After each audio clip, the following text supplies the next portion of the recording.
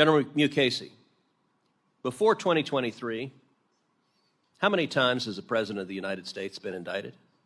None. Before 2023, how many times has a former President of the United States been indicted? None.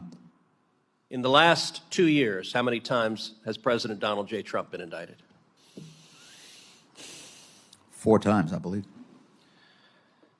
Now, many presidents of both parties have engaged in controversial actions, and yet none of them have been indicted. Let me ask you, General Mukasey, if a private citizen were to erect an internment camp and to forcibly kidnap American citizens, to single them out because of race, and to imprison them based on their race, would that private citizen be subject to criminal prosecution?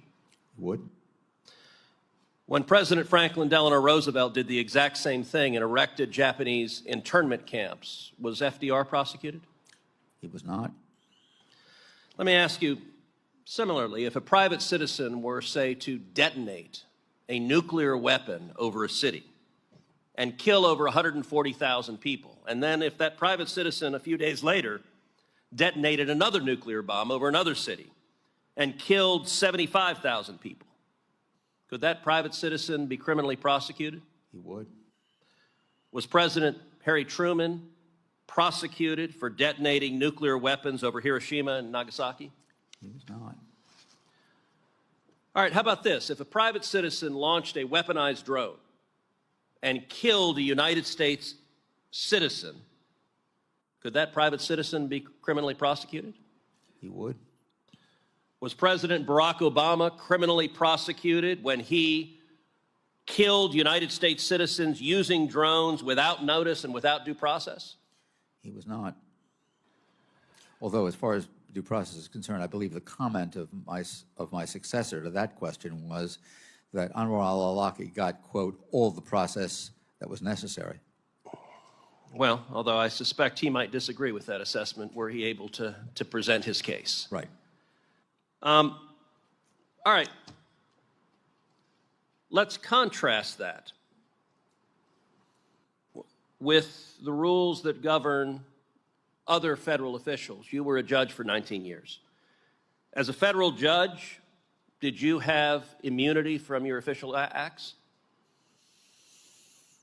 For my official act, yes. Yeah. Do federal prosecutors have immunity from their official acts? They do. Now, the distinction between official acts and personal acts is not a terribly shocking distinction.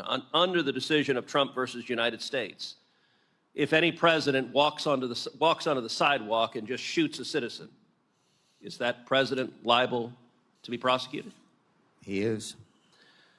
How about this? If a president steals funds from his campaign, does that president face criminal liability? He does.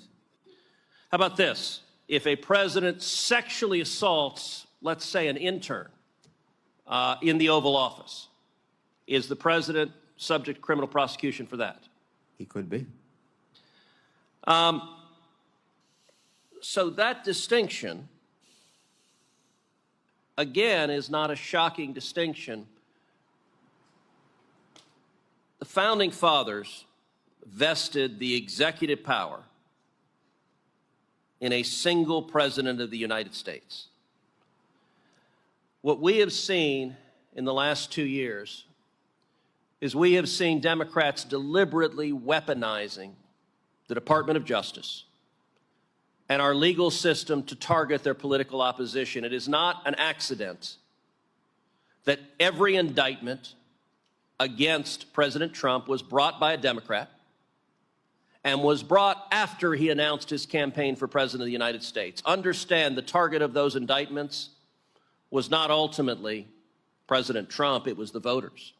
It was prosecutors who were terrified that the voters would choose to re-elect President Trump. One of the great things about the United States is we're not a banana republic. Since 2000, the nation of Pakistan has had 6 former prime ministers prosecuted and convicted. Brazil has had 3 former presidents arrested and imprisoned. Last year, Nicaraguan President Daniel Ortega arrested, charged, and imprisoned 40 political opponents. General Mukasey, you are Attorney General of the United States. Is it the proper role of the Department of Justice to prosecute and target the political opponents of whoever happens to be President of the United States? It is most assuredly not. Thank you.